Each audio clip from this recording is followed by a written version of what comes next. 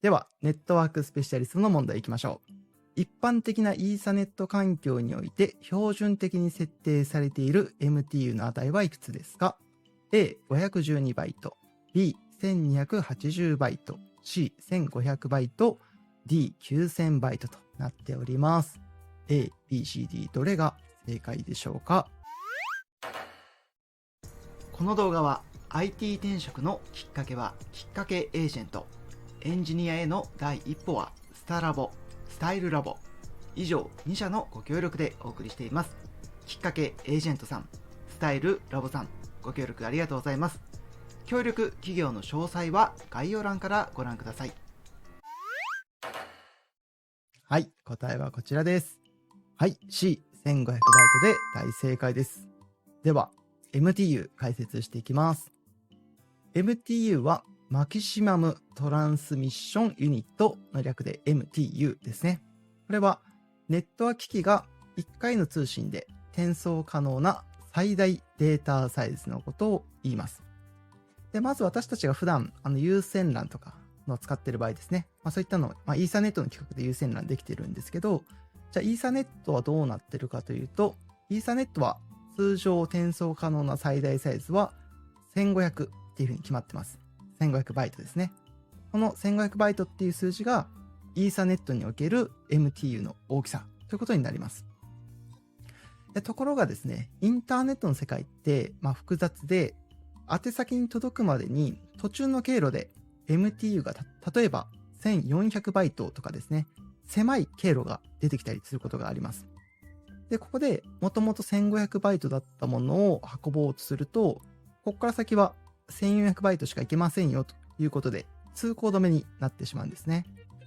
そうなると宛先に向かってデータが送れなくなってしまうので、そういった時に何が行われるのかというと、フラグメンテーションっていう処理が行われます。フラグメンテーションって何をするかというと、1500バイトのデータがこの先1400バイトしか送れないってなったら、じゃあ1400バイトと100バイトにデータをそれぞれ分けて送りましょうっていう仕組みですね。はい。で、送られたものは目的地に到着してから元のデータに再構築するっていう仕組みになってます。はい。で、ここで伝えたかったことをもう一度まとめると、MTU っていうのは1回で送れる最大のデータ量のことですと。イーサネットでは MTU が1500バイトになっていることが一般的です。MTU が小さい経路があった場合にデータは分割されて、それをフラグメンテーションと言いますよと。はい。ここが伝えたいところでした。はい。では、この知識をもとに、じゃあこの MTU が原因で通信トラブルになる事例っていうのを紹介してみたいと思います。はい。ここでは MTU が原因でこんなトラブルがありますよっていう事例の紹介です。で、このスライドも AI が作ってくれているんですけど、絶対初心者っていうキャッチフレーズがなんか我々を煽ってますよね。なんかあなた絶対初心者ですよねみたいな、なんか煽りを今一瞬にして感じてしまったんですけど、それはいいとしまして、先ほどお話しした MTU の話ですね。MTU って一度に送れるパケットの最大サイズのことですよね。イーサネットの場合だと1500ですよとお伝えしました。で、標準的なインターネット通信では、このデータっていうのはあまり MTU を意識して運んだりしないと言いますか、皆さん特に MTU はいくつですよとか設定したりしないと思うんですけれども、通常に送る分には問題なかったりするんですが、ただですね、VPN を使った場合に少し勝手が変わってきますよって話です。で、VPN を使うと、例えばここではトランスポートモードですね。ESP のトランスポートモードっていうモードを使った場合を前提に書いてますが、データを暗号化して安全に運ぶために、例えば ESP ヘッダーとか、ESP のトレーラーとか認証データとか、はい。そういったデータを暗号化して安全に運ぶための追加の情報をつけてあげる必要があります。これはセキュリティのために、カプセル化してるわけなんですけど、何が言いたいかというと、その分、パケットの全体サイズが元の大きさより大きくなってますよね。はい。で、大きくなってしまうと、どんなトラブルがあるかというと、VPN によって情報が付加されたことによって MTU を超えてしまってますと。そうするとこのままでは届かなくなってしまってフラグメンテーションが発生してしまう可能性があると。そんなトラブルがあるんですよと。そこを説明している資料になっています。で、先ほどフラグメンテーションも紹介しましたけど、フラグメンテーションは MTU に合わせてデータを細かく分割する方法でしたよね。ただこのフラグメンテーションって起こってしまうと、速度が低下したり、不安定な通信が発生する原因になります。なので、極力フラグメンテーションを発生させない方がいいんですね。なので、こういった MTU を意識して通信しないと、フラグメンテーションが発生して通信トラブルになってしまうことがありますよということになっています。ちょっといろいろ喋ってしまったんで、まとめます。ここでは MTU によるトラブル事例を紹介しています。VPN を使うと、ヘッダーに対して制御情報を追加するため、通常よりデータのサイズが大きくなります。その結果、MTU を超えてしまっている場合は、フラグメンテーションが発生して、通信が不安定になったり、届かなくなってしまうことがありますよというイメージでございます。はい。では、今の話をもとに、実際の問題に挑戦してみてください。実際の問題はこちらです。平成30年秋の問い4ですね。図のイーサネットパケットの MTU マキシマムトランスミッションユニットはどの部分の最大値のことですか？はい。あ、IP ヘッド、TCP ヘッダデータ。い、Mac ヘッダ、IP ヘッダ、TCP ヘッダデータ。う、Mac ヘッダ、IP ヘッダ、TCP ヘッダデータ FCS。え、プリアンブルから FCS。全部ですね。では、皆さん、どれが正解でしょうか？あ、い、う、えの中からお答えください。答えはこちらです。はい、あが大正解です。青を選んだ皆さん、おめでとうございます。MTU、IP ヘッダ、TCP ヘッダ、データですね。イーサネットで運んでいるデータがどこかというふうに覚えていただければいいかなと思います。ちなみに FCS はフレームチェックシーケンスの略で、このフレームの情報が正しいかどうかを確認するためのデータなので、MTU には該当しませんということになってますね。じゃあ、MTU について何をお話しするかというと、MTU の概念難しいですねと書いてくれてますが、本当にそうで、最初は MTU なかなかイメージできないと思ったので、ちょっとハンズオンを見ていただきながら、MTU を体感していただこうかなと思います。私はこれからハンズオンやりますので、ぜひご覧いただきたいんですけど、何やるかというと、このピングコマンドを使って、実際の MTU を見てみましょうと。そんなデモをやってみたいと思います。実施する内容は、まずピングコマンドを使って、特定のサーバーに疎通確認を行っていきます。で、その際、オプションを利用して、この通信はフラグメントしないでくださいねとか指定してあげると、フラグメントできなくなったところでは、ここではフラグメントできないので通信できませんでしたよみたいに、応答を返してくれるようになるので、そういった挙動を見ながら、特定のサーバーまでの MTU がいくつかっていうところを確認していくっていう流れですね。はい。何はともあれ、ちょっとやってみた方が分かりやすいと思うので、やってみますね。私は Windows 環境なので、コマンドプロンプト使って、ちょっと皆さんに見ていただこうと思います。はい。デモをやります。MTU の大きさを実際に見てみようという話です。はい。まずピング送ります。google.com に対してピングを送ります。で、-F って書いてますけど、これは-F はフラグメントしないでねというようなオプションです。で、-L がデータサイズの指定ですね。1500バイト運んでくださいっていうような指定をして、ピングを送ってみたいと思います。はい、送ります。はい。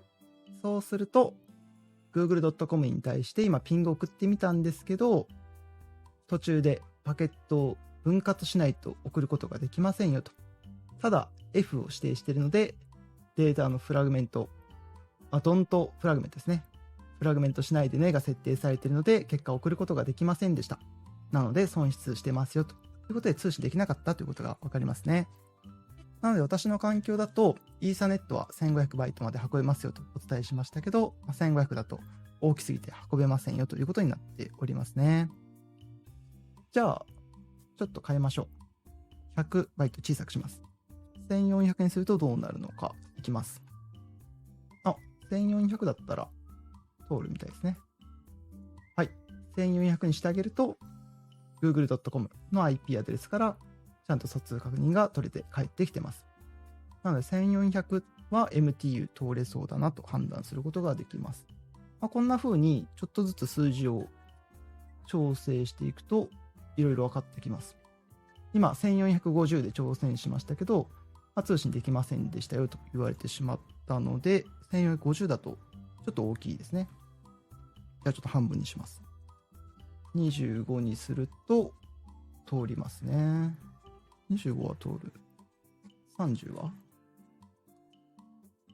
?30 も通るですね。はい。じゃあ35までいくと、35は通らない。はいはい。32。32は通る。33は通らなくなっちゃってますね。なので32ですね、私は。はい。私の環境だと1432のデータサイズを指定してあげたときに通るのが最大サイズってことが分かりました。なので google.com までいろんな通信経路を経由していくわけなんですけれども、私の環境の場合だと、はい、1432バイトのデータであれば google.com の宛先までの通信経路で MTU が最大値になってるんだなっていうことが確認できます。ただすいません、今ちょっと伝え方うまくできてないところがあって、1432が MTU ですよってお知らせしてしまったんですけど、厳密に言うとそうではないですね。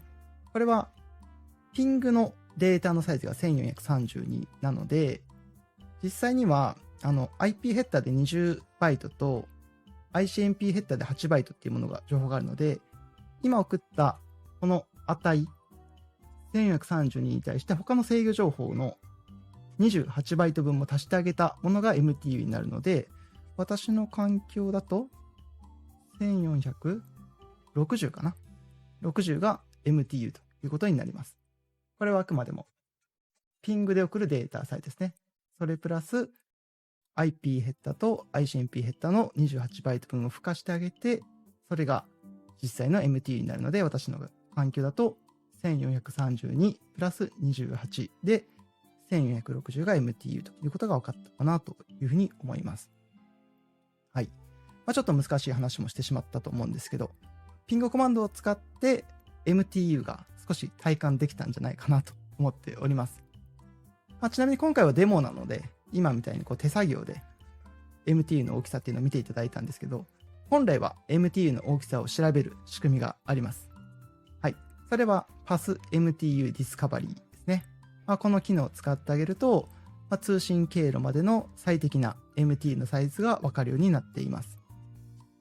基本的な仕組みをさらっと説明すると、最初は例えば1500バイトでデータを送ってみて、で通信経路中でここから先は1300しか通れませんよとなった時に、このルーターさんがそのパケットを一度破棄するわけなんですけども、破棄したとともにここから先は1300しか通れませんよという通知も返してあげます。それを受けて送信元は、ここから先は1300しか通れないんであれば、最初から1300にして送ってあげましょうと。そんなことをすることで MTU を確認することができるんですよと。これが PassMTU Discovery っていうような仕組みになっております。はい。こういった仕組みがあるおかげで、最適な MTU のサイズが分かって通信できるんだなっていうところがイメージしていただければなと思います。本日の動画は以上です。お疲れ様でした。IT の勉強は難しく大変なこともあると思いますが、完璧を目指さなくて大丈夫です。以前より少しだけ成長した自分を楽しんでいきましょう。そして、マサルの勉強部ではオンラインコミュニティを運営しています。オンラインコミュニティでは、Discord で会話をしながら実施するメンバー限定の勉強会、年代、業種の異なるメンバーとの交流や情報交換、お得な割引情報やメンバー限定のオフ会など、YouTube だけでは得られない学びの機会をたくさん用意しています。オンラインコミュニティは YouTube のメンバーシップ、オンラインコミュニティに参加するプランを選択していただいて、Discord と連携すると参加できるようになります。もっと深く勉強したい、一緒に頑張る勉強仲間が欲しい、そういう方におすすめのサービスになっています。皆さんのご参加お待ちしています。それでは最後までご視聴いただきありがとうございました。